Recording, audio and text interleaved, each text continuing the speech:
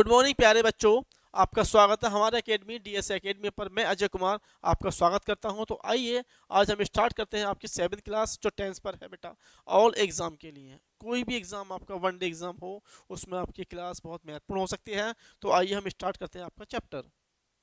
तो बेटा हम कल बात कर रहे थे आपके प्रेजेंट इंडेफिनिट पर। हम कल बात कर रहे थे आपके प्रेजेंट इंडेफिनिट पर। प्रेजेंट इंडेफिनिट पर हम बात कर रहे थे बच्चा, ठीक। उस प्रेजेंट इंडेफिनिट पर हमने कुछ फॉर्मेट आपके सामने लिखे थे बच्चा। और फॉर्मेट कौन से थे बच्चा? तो आपने कहा था सर यहाँ पर फॉर्मेट हमने किए थे।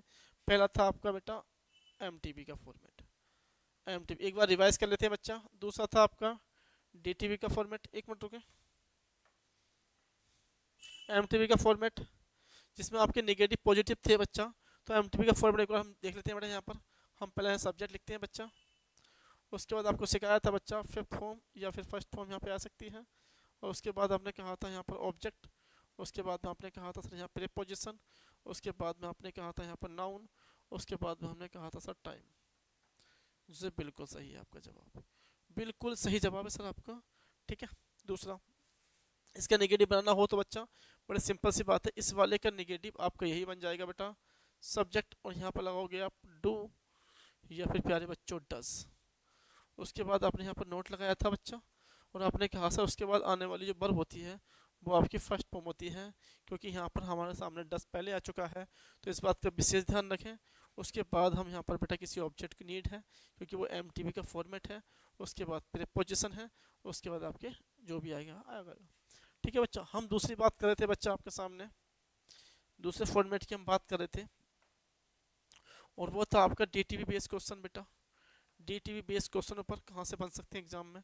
तो बेटा बड़ी सिंपल सी बात है। पहला क्वेश्चन है आपका सब्जेक्ट।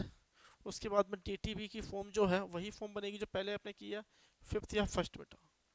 फिफ्थ या फर्स्ट फॉर्म बन सकती है। उसके बाद हमने बात की थी बच्चा ऑब्जेक्ट की, और उसके बाद हमने बात की थी सेकंड ऑब्जेक्ट की, क्योंकि डीटीबी के दो ऑब्जेक्ट आते हैं तो पता ही है आपको, प्रीपोजिशन प्लस नाउन की। और बेटा उसके बाद हम बात कर रहे हैं बच्चा आपके टाइम की। यहाँ तक कोई बच्चे को डाउट? No sir. सर इस वाले का नेगेटिव कैसे बन सकता है सर? तो बिल्कुल सिंपल है, जैसा आपने पहले किया था वही नेगेटिव इसका बन सकता है। सब्जेक्ट प्लस आप यहाँ पर डू या फिर डस लगा सकते हैं अपने अनुसार, जो आपका सब्जेक्ट के अनुसार आ जाएगा। ठीक है। उसके बाद यहाँ पर हम नोट का यूज़ करें, और उसके बाद हम यहाँ पर डीटीबी की फर्स्ट फॉर्म का यूज़ करें। डीटीबी की फर्स्ट फॉर्म का यूज़ करें। उसके बाद आप ऑब्जेक्ट का यूज़ करें। उसके बाद सेकंड ऑब्जेक्ट का यूज़ करें। उसके बाद प्रीपोजिशन। उसके बाद आपके जो भी आगे आ जाएगा। यहाँ तक किसी बच्चे को डाउट? और नो सर। अगले बच्चा हम बात करते हैं आपके नंबर 3 पर, जो बेस थी आपके, जो बेस थी बेटा आपके आईटीबी पर। आईटीबी पर उसके बाद हम डिस्कस कर लेते हैं बेटा सब्जेक्ट प्लस आईटीबी के साथ एस या ई एस फर्स्ट फॉर्म के साथ। उसके बाद हम जिक्र करते हैं बेटा प्लेस की, प्रीपोजिशन की। उसके बाद हम जिक्र करते हैं नाउन का। उसके बाद टाइम का। यहाँ तक किसी बच्चे को डाउट है? तो बेटा आपके बैंक की चाहे किसी भी एग्जाम हो वो इस फॉर्मेट से आउट नहीं जा सकते, ये तो आप जानते ही हैं। चलिए नेगेटिव बेस कैसी प्रकार से बनेगा बच्चा? सब्जेक्ट प्लस डू या डज, क्योंकि आपकी सारा क्रिया हेल्पिंग वर्ब बेटा, क्योंकि मेन वर्ब नहीं है। लिंकिंग वर्ब मेन वर्ब लिखी है, मेन वर्ब नहीं है। उसके बाद बेटा यहाँ पर हम नोट का यूज़ करेंगे। और उसके बाद हम यहाँ पर मेन वर्ब की जो आपके सामने लिखी है आईटीबी, जो आपके सामने यहाँ लिखी है आईटीबी, हम उसी का यूज़ करते हैं बच्चा। आईटीबी की फर्स्ट फॉर्म। और उसके बाद हम ऑब्जेक्ट का, एक मिनट, आईटीबी का तो ऑब्जेक्ट नहीं आता बच्चा, इस बात का विशेष ध्यान रखें। आईटीबी के बाद आपका ऑब्जेक्ट नहीं आता। उसके बाद यहाँ पर हम प्रीपोजिशन का इस्तेमाल करेंगे। और उसके बाद नाउन का। उसके बाद टाइम का। चलिए बेटा, यहाँ तक किसी बच्चे को डाउट है? चलिए, ये तो हो गया बेटा पहला आपका वेसोन इस पर। चलिए आगे बात कर लेते हैं बेटा। हाँ, हम बात करते हैं बेटा, ये तो हो गया आपका पहला कंसेप्ट जो हम सिखा चुके थे। दूसरा concept number 2, base on linking की बात की थी हमने। तो बेटा लिंकिंग का फॉर्मेट प्रेजेंट इंडेफिनिट में क्या बन सकता है? तो बड़े सिंपल सी बात है बेटा। प्रेजेंट इंडेफिनिट में लिंकिंग का फॉर्मेट आपका सब्जेक्ट है, और यहाँ पर आप इज एम आर का यूज़ करें बच्चा। Is am are, is am are. और उसके बाद हम यहाँ पर V3 का यूज़ करें, और उसके बाद यहाँ प्रीपोजिशन का यूज़ करें, उसके बाद नाउन, उसके बाद टाइम। बिल्कुल सही जवाब है, ठीक है सर आपका। यहाँ पर हम लिंकिंग वर्ब का यूज़ कर सकते हैं। अगला बेटा, इसका नेगेटिव बनाना हो मुझे, तो हम इसी प्रकार इसका नेगेटिव भी बना सकते हैं सर, नेगेटिव भी बना सकते हैं, नॉट, और यहाँ पर हम B3 का यूज़ करें बच्चा, और उसके बाद में प्रीपोजिशन आनी है, उसके बाद में नाउन और टाइम। चलो बच्चा, पता है बच्चा यहाँ पर किस प्रेजेंट इंडेफिनिट के इन फॉर्मेट पे किसी बच्चे को डाउट है? ये बेटा आपके कंप्लीट है, ये आपके कंप्लीट फॉर्मेट है प्रेजेंट इंडेफिनिट के, जो आपके एग्जाम में आने हैं। एसएससी के कोई भी एग्जाम हो, ऑल इंडिया रैंक इन से आउट नहीं जाएगा आपके एग्जाम, इस बात का विश्वास रखें। दूसरा बच्चा, चलिए हम तीसरी की बात कर लेते हैं बेटा, स्टैटिक वर्ब के फॉर्मेट की प्रेजेंट इंडेफिनिट में क्या बन सकता है बेटा। थोड़ा सिंपल सी बात है बच्चा, इसका फॉर्मेट तो सिंपल ही बनेगा आपका, subject is am are, is am are, is am are, और उसके बाद आप यहाँ पर यूज़ करते हैं बेटा आर्टिकल, और उसके बाद हम बात कर लेते हैं बेटा नाउन की, ठीक है, बिल्कुल सही। उसके बाद इसका नेगेटिव हमारे पास बनाने के लिए क्या बनेगा बच्चा, subject plus is am are, is am are plus not और प्लस आर्टिकल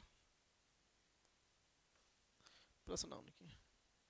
चलिए बेटा, ये हो गया आपके टेंस यानी कि फॉर्मेट। इन फॉर्मेट बेस्ड क्वेश्चन से पूछे जाता है, तो आइए हम डिस्कस करते हैं आपके कुछ क्वेश्चनों पर जो महत्वपूर्ण है आपके एग्जाम के पॉइंट ऑफ व्यू से।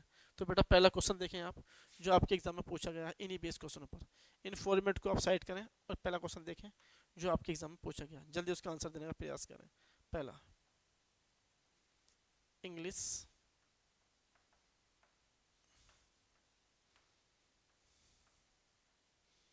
एक मिनट,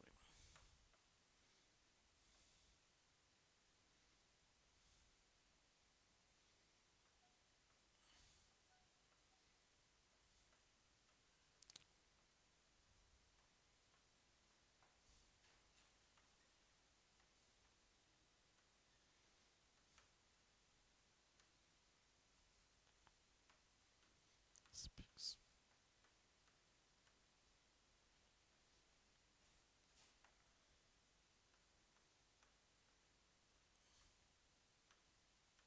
बेटा ये क्वेश्चन आपका किसी एग्जाम में आया है, और आप इसके जल्दी से मेरे क्वेश्चन पर फाइंड आउट करें इसी वर्ब पर। कितने बच्चे इसका आंसर दे सकते हैं बच्चा, जल्दी इसका आंसर दें कि इसका आंसर क्या पर है, गलती हो सकती है। ये आपके पूछा सवाल है एसएससी में, एसएससी किसी एग्जाम में पूछा गया सवाल है, तो बताएं बच्चा इसका आंसर कितने बच्चों को पता है। चलिए बेटा, हमने कहा था ना कि आपके इन्फॉर्मेशन टेंस आउट नहीं जाएगा बेटा आपका, और नहीं जाएगा। देखिए हम पहले यहाँ पर डिस्कस कर लेते हैं बेटा आपके सब्जेक्ट का। तो सब्जेक्ट तो बेटा सभी में है, इन सारे वर्ब में आपका सब्जेक्ट है, इन सारी वर्ब में आपका सब्जेक्ट है। यहाँ तक कोई दिक्कत किसी को, कोई परेशानी नहीं है सर। थोड़ा बड़ा कर लेते हैं इसको, चलिए सर, इन सब वर्बों में आपका सब्जेक्ट है, यहाँ तक कोई दिक्कत नहीं है सर। एनहेंस, उसके बाद आपका लिखा है ऑब्जेक्ट, तो इसका मतलब बड़ा सिंपल हो गया, ये फॉर्मेट आपका एमटीबी का है। जी बिल्कुल, यहाँ तक इस फॉर्मेट की हम बात कर रहे थे, और वो था आपका बच्चा एमटीबी का फॉर्मेट, यानी कि आपके सामने ये फॉर्मेट है, सब्जेक्ट, एमटीबी और ऑब्जेक्ट, ठीक है सर, बिल्कुल सही है सर। उसके बाद हमने यहाँ पर एंड लिखा, जी बिल्कुल, अब एंड लिखा है तो ये इंग्लिश जो है वो सब्जेक्ट बन जाएगी बेटा स्पीक का, ठीक है। लेकिन यहाँ पर जो स्पीक है बच्चा वो आपकी एमटीबी है,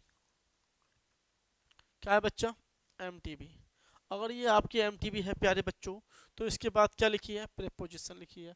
तो बेटा ऐसा कोई फॉर्मेट हमें ढूंढना है जो एमटीबी हो और उसके बाद एक प्रीपोजिशन हो। जी बिल्कुल, हमें ऐसा कोई फॉर्मेट ढूंढना है जो एमटीबी हो और बाद में उसके बाद क्या हो बच्चा, उसके बाद में प्रीपोजिशन हो। तो आइए देखते हैं बच्चा, एक तो फॉर्मेट आपका एमटीबी का यहाँ पर था, लेकिन इसके बाद दोनों के बाद क्या था बच्चा, ऑब्जेक्ट था, इन दोनों के बाद ऑब्जेक्ट था, ठीक है सर।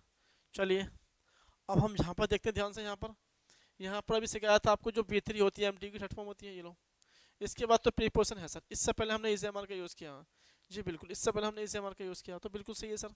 यहाँ पर अगर प्रीपोजिशन है बच्चा, यहाँ पर अगर प्रेपोजिशन है बच्चा तो इसके बाद हम यहाँ पर इज एम आर का यूज़ कर सकते हैं। तो ये गलती आपकी है जो पूछी गई है आपके एग्जाम में। इसका आंसर होगा बच्चा इज स्पोकन, इज स्पोकन। ठीक है, तो यह होगा English enhance one's personality. English जो है वो किसी की भी पर्सनालिटी को बढ़ाती है। एंड इस स्पोकन बोली जाती है इन द वर्ल्ड, पूरे संसार भर में, इन उन वर्ल्ड, पूरे संसार में बोली जाती है। तो प्यारे बच्चों इंग्लिश बोलती नहीं है बल्कि बोली जाती है। तो यहाँ पर ये टेंस जो बनेगा वो लिंकिंग वर्ब का बनेगा और फॉर्मेट सुटेबल नहीं है। चलिए हम बात कर लेते हैं बेटा अगला टेंस की।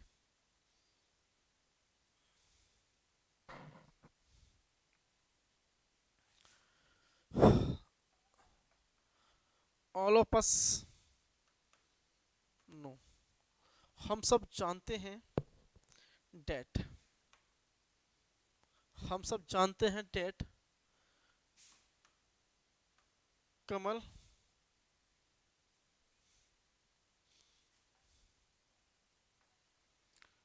कम्स लेट, एक मिनट एक मिनट, कम लेट एवरीडे। यहाँ तक किसी बच्चे को डाउट है? कमल जो है वो डेली लेट आता है।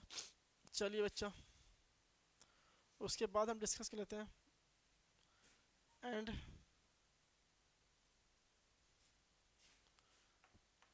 पनिश बिफोर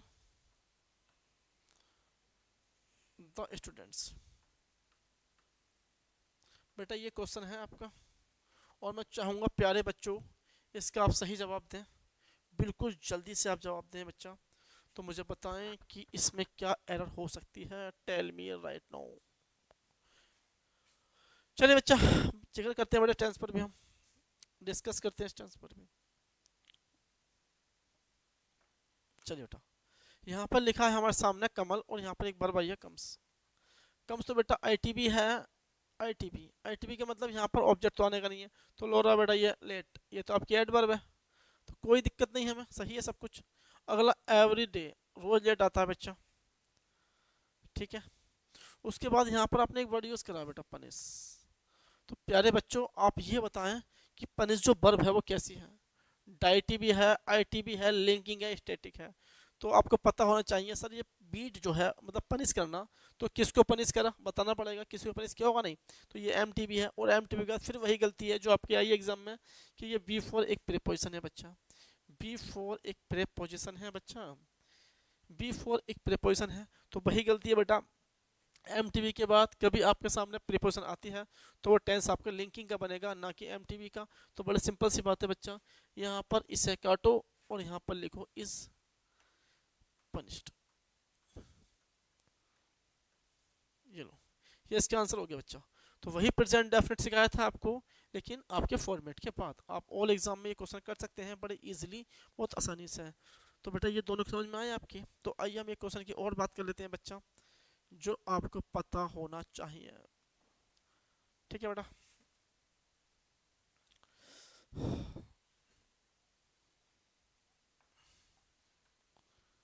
द लार्ज, एक मिनट इसकी हेडिंग चेंज कर लेते हैं बेटा हम लोग।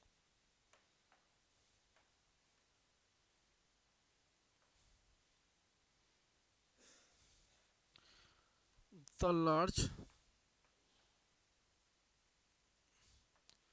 Shine near the national play school.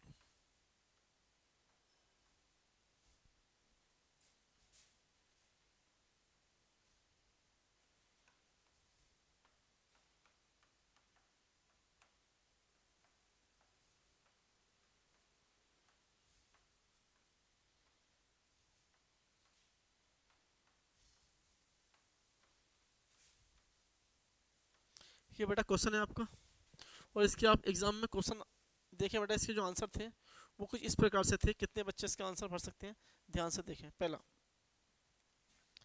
Is von, is 1. Number 2,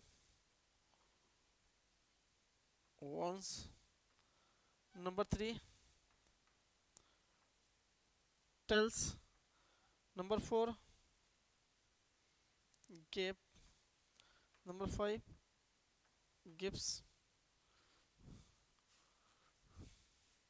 Number 6,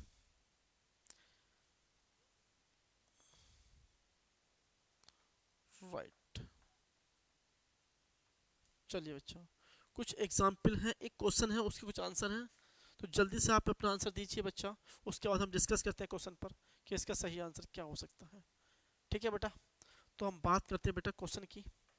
तो बड़े ध्यान से देखेंगे तो हमें पता लगेगा। सब पहला क्वेश्चन है, इसमें लिखा है the large sign near the national play school. ठीक है, अच्छा सर, यहाँ पर हम देख रहे हैं कि यहाँ पर एक ऑब्जेक्ट लिखा है बच्चा, उसके बाद में आपके प्रीपोजिशन आई है। यहाँ तक किसी बच्चे को डाउट है? किसी बच्चे को यहाँ पर डाउट कि सर यहाँ पर एक ऑब्जेक्ट लिखा है, बाद में प्रीपोजिशन आई है। अगर ये बाद में प्रीपोजिशन है और ये आपका ऑब्जेक्ट है, ये लो, ये रहा, तो यहाँ पर हम एम फॉर्म भर सकते हैं सर। यहाँ पर हम एम फॉर्मेट भर सकते हैं। तो बड़ा सिंपल सी बात, अगर इसका एम आंसर है तो सर बाकी आंसर नहीं है। तो आइए बट देखते हैं, ये देखो लिंकिंग का, ये तो इसका आंसर नहीं है और एम इसका आंसर है। तो ठीक है सर, ये लो डी सर, डी का मतलब दो ऑब्जेक्ट। अगर यहाँ पे इसके बाद कुछ लिखा होता नाउन तो इसके ये आंसर बन जाता। लो सर, ठीक है। तीसरा गैप, ये सर डी है, ये सर डी है, ये रहा लो आंसर। अगला गिफ्ट, ये भी डी है, लो ये भी कट गया। अब कितने बचे बेटा? दो। एक तो राइट बताता है, लिखता है, बताता है, तो राइट आपकी डी है, कट गया आंसर। लो आंसर रहा 1, ये रहा आंसर। तो बेटा बड़े सिंपल सी बात है, ऐसे क्वेश्चन हम कर सकते हैं बहुत आसानी से। तो ठीक है बेटा, आज की हम क्लास यहीं पे ऑफ करते हैं और मिलते हैं आपसे अगले क्लास में। Thank you, that's all, bye bye.